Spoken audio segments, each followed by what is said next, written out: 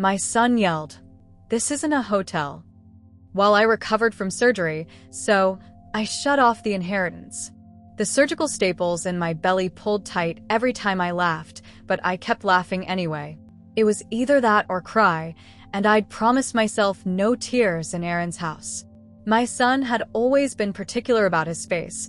White leather sofas that couldn't handle a coffee ring, glass tables that showed every fingerprint. Now, 3 weeks post-surgery, and moving like I was made of paper, I felt like a bull in his china shop. Every morning I woke up on his guest room futon, my back screaming, wondering how long temporary was supposed to last. "Mom, you left the bathroom light on again," Aaron called from the kitchen, his voice carrying that edge I'd been hearing more and more. "The electric bill here isn't a joke." I shuffled down the hallway, one hand pressed against my incision. "Sorry, honey. I forgot." He was already dressed for work in one of those expensive button-downs he loved, scrolling through his phone while his coffee maker gurgled. At 32, Aaron had inherited his father's sharp jawline and my stubborn streak, but somewhere along the way he'd picked up a coldness that belonged to neither of us. Dr. Martinez said I might be able to drive next week. I offered, hoping to sound useful. Then I can start looking for my own place again. Good. He didn't look up from his screen. This arrangement was never meant to be permanent.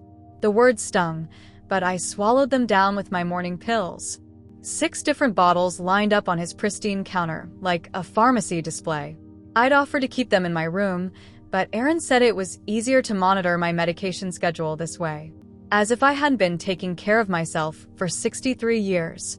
The days blurred together in a haze of daytime television and careful movements. Aaron left for his marketing job at 7 sharp and returned around 6, usually with takeout that he'd eat while answering emails. Our conversations became transactions. "Did you take your pills?" The physical therapist called to reschedule. "Don't use so many paper towels." I tried to stay invisible. Made my own breakfast, just toast, nothing that required the good pans. Folded my blankets every morning so the living room looked untouched. Kept my recovery walks short so I wouldn't track dirt through his foyer. But invisibility, I learned, was just another way to disappoint him. "Jesus, Mom, what is this?" Aaron stood in his kitchen doorway one evening, holding up a bowl with dried soup residue. "You can't just leave dishes in the sink to rot." "I was soaking it," I said quietly. "I was going to wash it after." "After what?" "After I got home and had to clean up after you." His voice climbed higher. "This isn't a hotel where housekeeping comes around to pick up your mess." The bowl trembled in his hands, and something in his expression reminded me of the tantrums he used to throw at 5 years old. Back then, I could distract him with silly songs or sudden hugs. Now I just stood there, feeling small in my faded robe. That night, my stomach cramped something fierce. The pain medication made me nauseous, but I needed something warm, something gentle. I found a can of chicken noodle soup in Aaron's pantry and heated it carefully, trying not to make noise with the pot. I was sitting at his dining table, the first time I'd used it since arriving, when he emerged from his bedroom. "What are you doing?" "Just having some soup." I lifted the spoon with shaking hands. My stomach spin. "You couldn't have asked me to heat that up for you?" Aaron's bare feet slapped against the hardwood as he crossed to me. "Instead of banging around the kitchen at 10 p.m.? I didn't want to bother you. I was being quiet." "Quiet?" He laughed, but there was no humor in it. "Mom, you're not a guest at some hotel where you can just wander around whenever you want, doing whatever you want. This is my house. I work early. I need my sleep." The words hit me like a slap. Not a guest at some hotel. As if asking for basic care in my son's home was some outrageous demand. As if the woman who'd raised him, loved him, sacrificed for him, was now just an inconvenience disrupting his precious routine. I stared down at my soup. Campbell's, the same brand I'd heated for him countless nights when he was sick, scared, or just couldn't sleep. The same brand I'd stretched our grocery budget to afford during those lean years after his father died.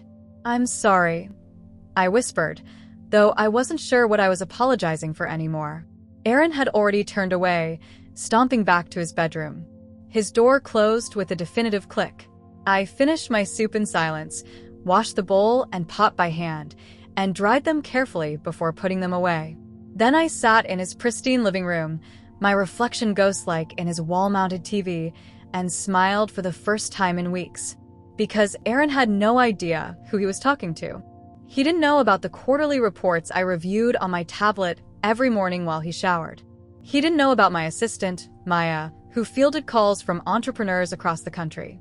He didn't know that his mother, the woman he'd just scolded for heating soup, controlled a private investment fund worth more than his marketing salary could dream of. Aaron thought I was powerless, dependent, a burden. He had no idea I'd been building an empire while he was building his ego. 15 years earlier. Ma, you're throwing your money away again. Aaron stood in my kitchen doorway, shaking his head as I sealed another envelope. Inside was a modest check, $2,000, made out to something called the Community Innovation Fund. He was 26 then, fresh out of college with big dreams and bigger opinions about how I should spend my widow's pension. It's not throwing away, baby. It's investing. In what? Some feel-good charity that's going to send you a thank you card and disappear. He grabbed an apple from my counter, taking a bite like he owned the place. You could put that money in a real investment account. Build something for your future. I smiled and said nothing. Aaron had always been smart, graduated summa cum laude, landed a good job, talked impressive game about business and success. What he'd never learned was how to listen. The Community Innovation Fund was my quiet rebellion.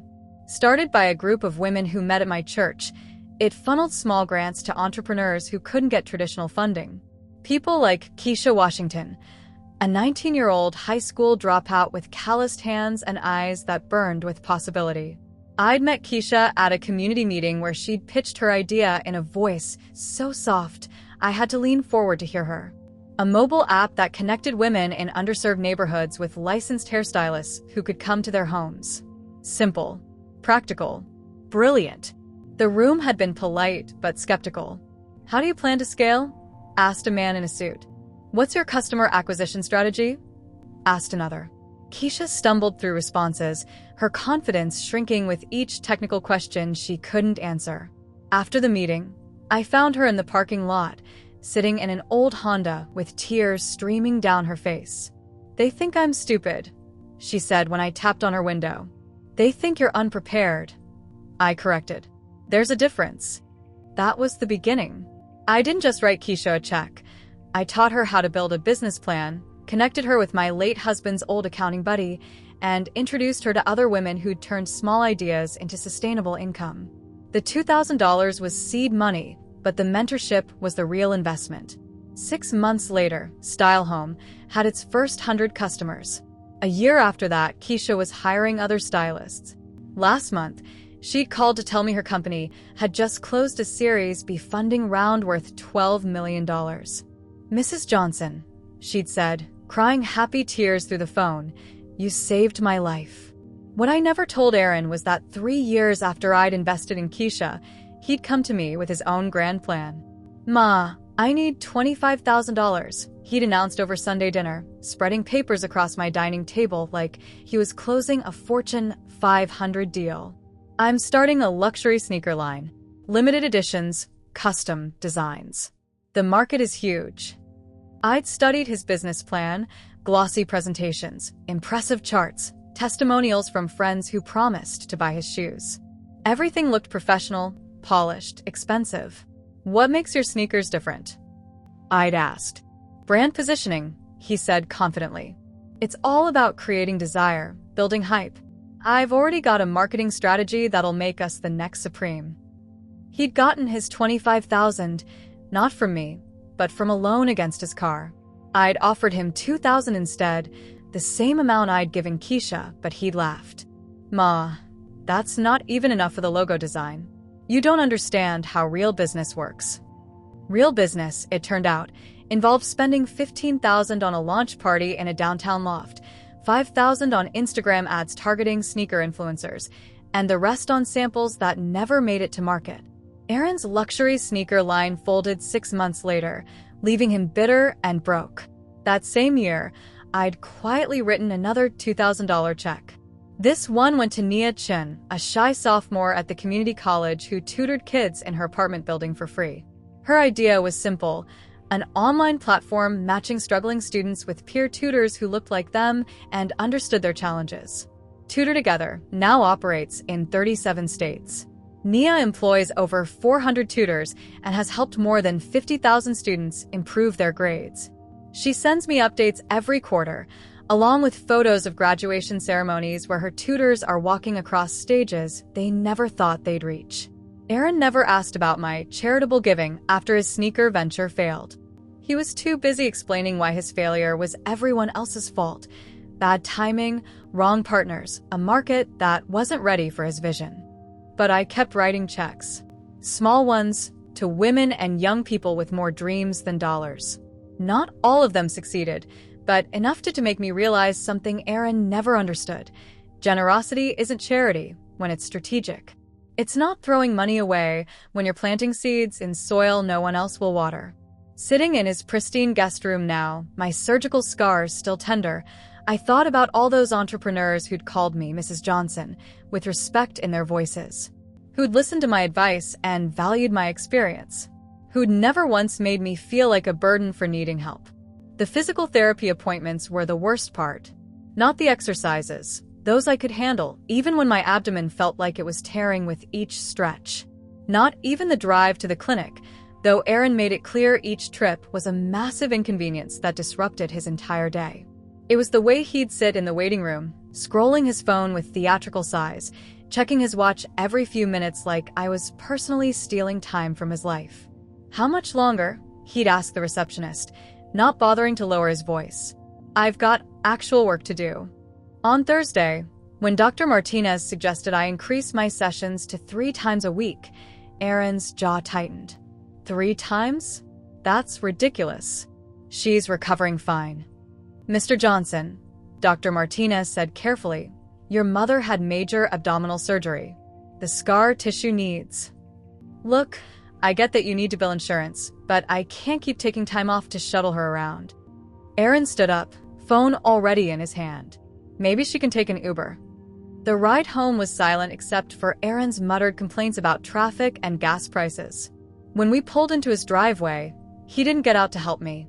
Just sat there while I struggled with the seatbelt, my movements still stiff and careful. Aaron, I said quietly, I know this is hard. Hard. He finally looked at me, and something cold flickered in his eyes. Mom, you've been here almost a month. A whole month. Do you have any idea what that's been like for me? I stared at him. I'm getting better every day, Dr. Martinez said. Dr. Martinez doesn't live with you. Dr. Martinez doesn't wake up to find mystery dishes in the sink or have to explain to his girlfriend why there's prescription bottles all over his counter. Aaron's voice was climbing. You act like this is some vacation, like I'm running a bed and breakfast here. The words hit like physical blows. Aaron, I never asked for anything except everything. He slammed his palm against the steering wheel. You don't even pay rent, Mom. You don't contribute to groceries. You don't clean up after yourself half the time. And now you want me to drive you around 3 times a week like I'm your personal chauffeur? I felt something crumble inside my chest. The same feeling I'd had when the doctor told me David was gone.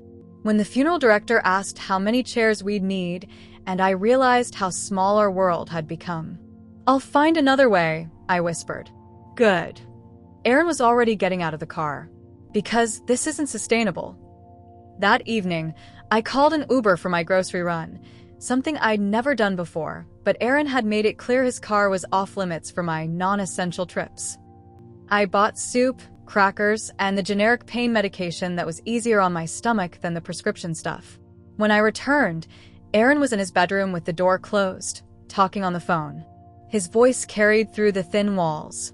I don't know what I was thinking, letting her stay this long. I froze in the hallway, grocery bag clutched to my chest. No, babe, I'm serious. She's just freeloading at this point. Like, I get that she had surgery, but that was a month ago. How long am I supposed to be responsible for her? The voice on the other end was too quiet for me to hear, but Aaron's laugh was sharp and cruel. Right? That's exactly what I told Marcus. She acts like I owe her something just because she's my mom. Like, lady, you don't even pay rent here. This isn't a charity. I set the grocery bag down carefully, afraid my shaking hands would drop it. 32 years of loving this man. 32 years of birthday parties and bedtime stories and scraped knees I'd kissed better. College tuition I'd paid by working double shifts at the hospital. A car I'd co-signed for when his credit was too young to qualify. And I was freeloading. Told her she needs to find her own place. I mean, I have a life, you know? We can't even have you over because she's always there, looking pathetic in her bathrobe. That night, after Aaron had gone to bed, I sat at his dining table with my phone and my reading glasses. My hands shook slightly as I scrolled through my contacts. Maya? I whispered when my assistant answered. I know it's late, but I need you to do something for me. Of course, Mrs. Johnson. What do you need? I want to review my living trust. All of it. And I want to schedule a meeting with Robert Hernandez first thing Monday morning. You're a state attorney? Is everything all right? I looked around Aaron's pristine kitchen, at the prescription bottles he complained about, at the guest room where I'd been making myself small for weeks. Everything's fine, sweetheart.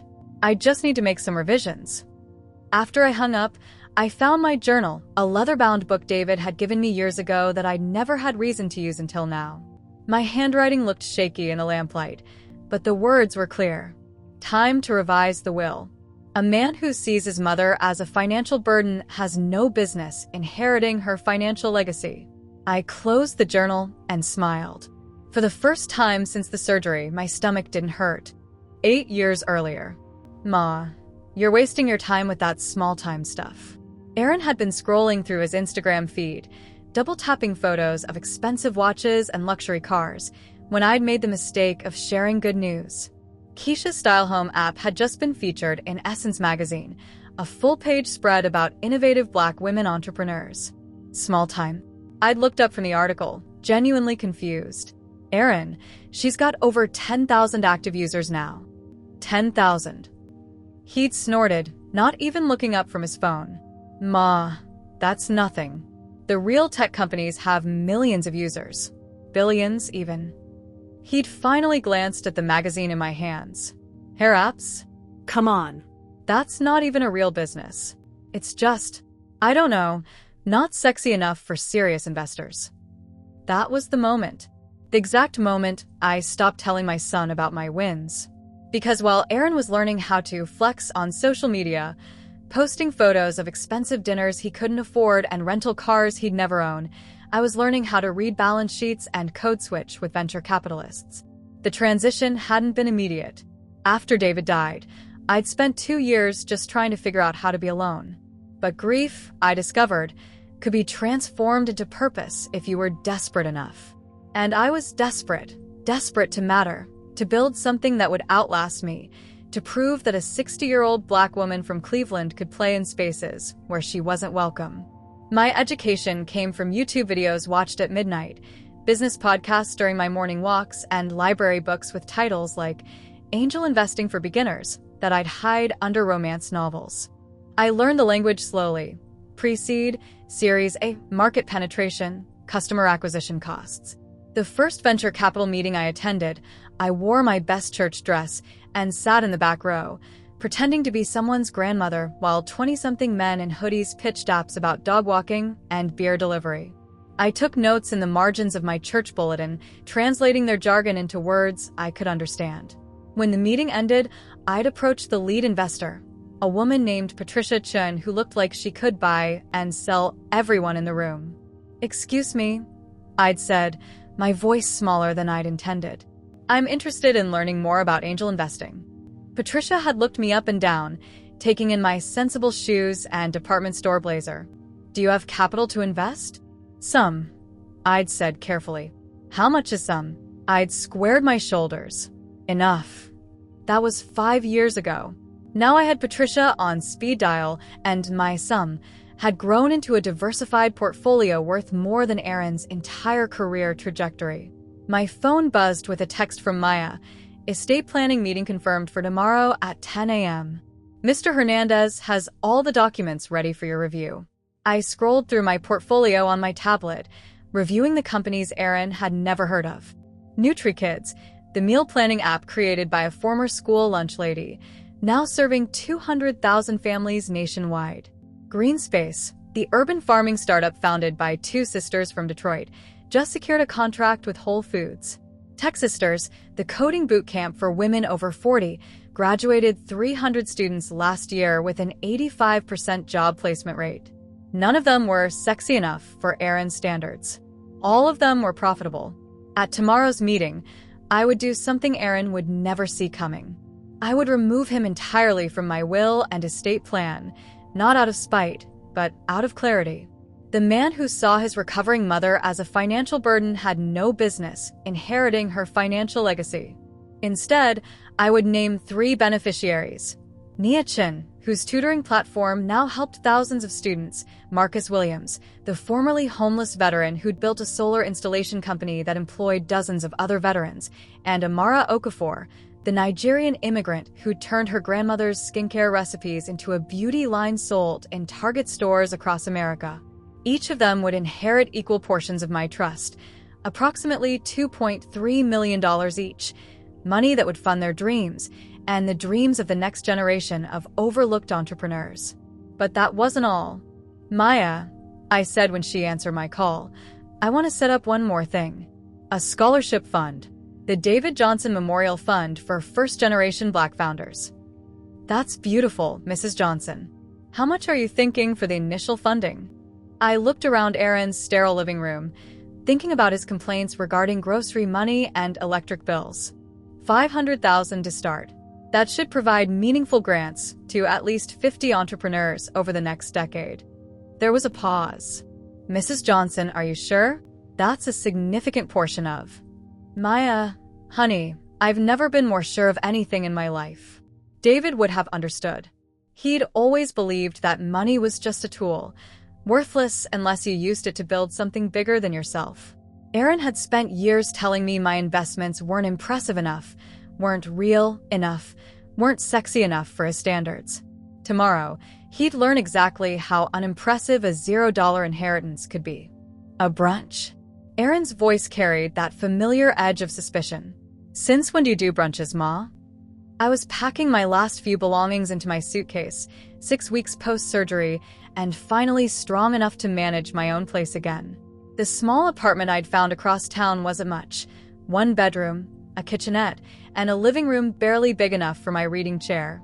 But it was mine. Since I wanted to thank you properly, I said, folding my church dresses carefully, for letting me stay here while I recovered. That was only half true. I did want to thank him, just not in the way he expected. Aaron's face softened slightly. Maybe he was remembering that he actually loved me, buried somewhere underneath all that resentment and inconvenience. You don't have to do anything fancy, Ma. I know this wasn't easy for either of us. Sunday at 11, I said, zipping up my suitcase. I've already ordered catering from that place downtown you like.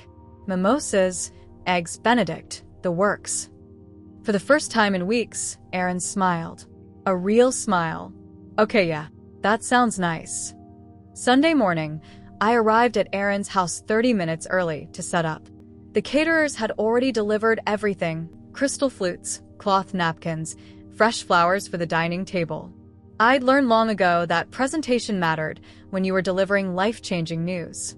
Aaron emerged from his bedroom at 11 sharp, wearing one of his expensive button-downs and that easy confidence he wore like cologne. He surveyed the spread with approval. Damn, Ma. You went all out. He popped a strawberry into his mouth. This must have cost a fortune. Nothing's too good for my son, I said, adjusting the flower arrangement. Although we'll need to wait a few more minutes. I invited someone else. Who? The doorbell rang before I could answer. Judith Johnson? The man at the door was tall, silver-haired, and carried a leather briefcase that screamed expensive legal fees. I'm Robert Hernandez from Hernandez and Associates. Aaron's smile faltered. Ma, why is there a lawyer at brunch? Robert, thank you for coming on a Sunday. I gestured toward the dining room. Can I get you some coffee? That would be perfect. Robert set his briefcase on Aaron's pristine glass table and began removing documents. Thick packets of paper, each marked with official-looking seals. Aaron stood frozen in his kitchen doorway, watching this stranger transform his casual family brunch into something that felt distinctly like a business meeting. "Ma, what's going on?" I poured Robert his coffee, black, no sugar, and took my seat at the head of Aaron's dining table. For 6 weeks, I'd eaten at this table exactly once, the night he told me this wasn't a hotel. Now I was claiming it like a boardroom. "Sit down, Aaron." Something in my voice made him obey, without argument. He sank into the chair across from me, his eyes darting between Robert and the papers now spread across his table. "Aaron Johnson?" Robert extended a document packet. "This is for you." Aaron's hands shook slightly as he opened the folder. I watched his face as he read the first page, then the second. Watched comprehension dawn slowly, like sunrise through storm clouds.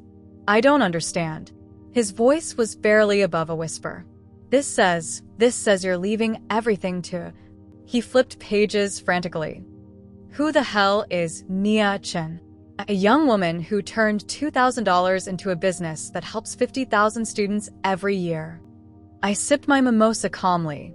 She also calls me Mrs. Johnson with respect in her voice. "And Marcus Williams?" "A veteran who was living in his car when I met him. Now he employs 37 other veterans through his solar installation company." Aaron's face had gone pale.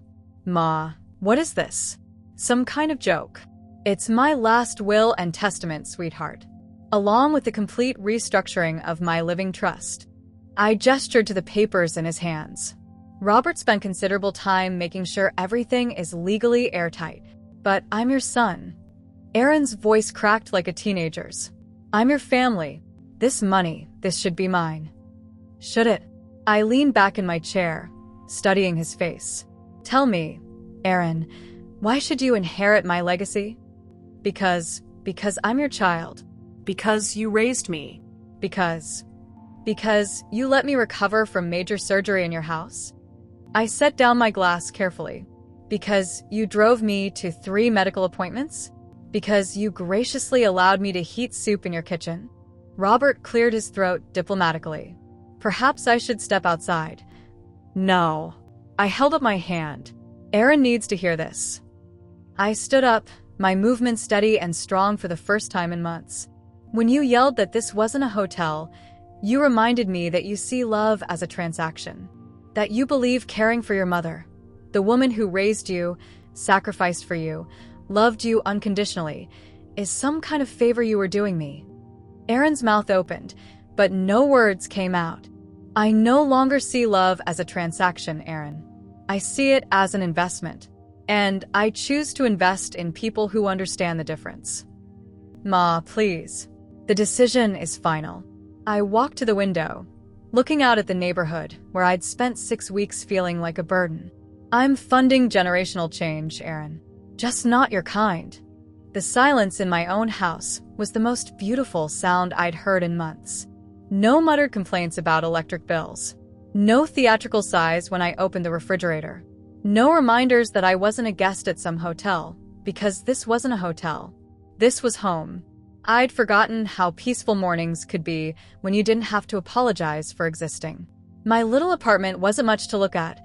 The kitchen barely fit one person, and the living room was dominated by my old recliner and a card table that served as both dining room and office.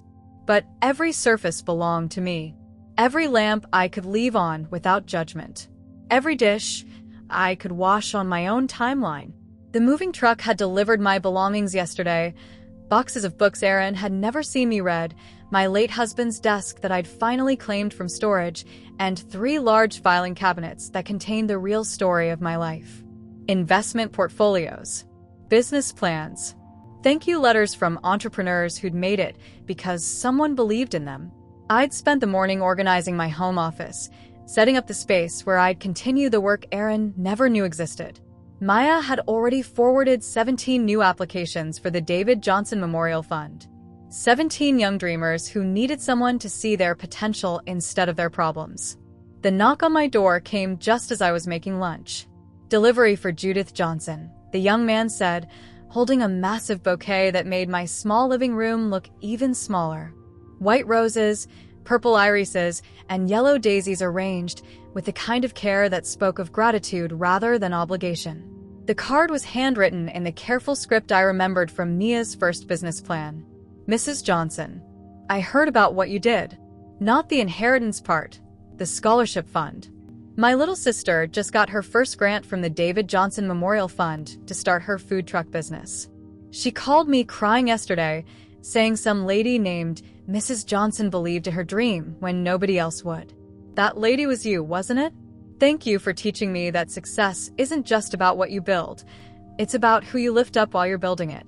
I'm honored to carry on your legacy. With love and respect, Nia Chin, CEO. Tutor together. P.S. Some sons don't deserve the mothers they have. But some mothers are exactly what the world needs. I pressed the card to my chest and laughed until tears came. Not the bitter tears I'd swallowed in Aaron's house, but the kind that came from joy so pure it had to overflow somewhere. My phone had been buzzing all morning with texts I'd been ignoring. 12 messages from Aaron, ranging from angry to desperate to bargaining. Ma, we need to talk. This is insane. I'm sorry, okay? I was stressed. You can't just give away millions to strangers. I'm your son. I deleted them all without reading past the preview text. Some conversations were over. Not because you'd said everything that needed saying, but because you'd finally heard everything you needed to hear. The afternoon stretched ahead of me like a gift. I made tea in my favorite mug, the one with the chip on the handle that Aaron had always wanted me to throw away, and settled into my recliner with my tablet. Maya had sent 3 new pitch decks for my review. The first was from twin sisters in Atlanta who wanted to create a subscription service for natural hair care products. The second was from a former teacher in Phoenix who developed an app to help immigrant parents navigate the American school system. The third was from a teenage boy in Detroit who'd invented a water filtration system using recycled materials. None of them would impress Aaron. None of them had venture capital backing or celebrity endorsements or the kind of social media buzz he thought determined real success. All of them solved problems that mattered to real people. I opened my laptop and began typing response emails, scheduling video calls, requesting additional information. This was the work that filled me up instead of draining me, finding diamonds in the rough that others had overlooked, polishing them until they shined bright enough to change the world. Outside my window, the afternoon sun painted everything golden. Children played in the courtyard of my apartment complex while their parents watched from folding chairs, and an elderly man tended to a small garden by the mailboxes. It was ordinary and beautiful and completely mine. My phone buzzed with one final text from Aaron. Everyone's going to call you petty for this. I smiled, typed back 4 words, and turned off my phone. Let them call me petty. I call it legacy planning. Then I returned to my pitch decks, my tea, and my perfectly imperfect life. The empire I'd built in silence was finally free to make some noise. And I'd never felt more at peace.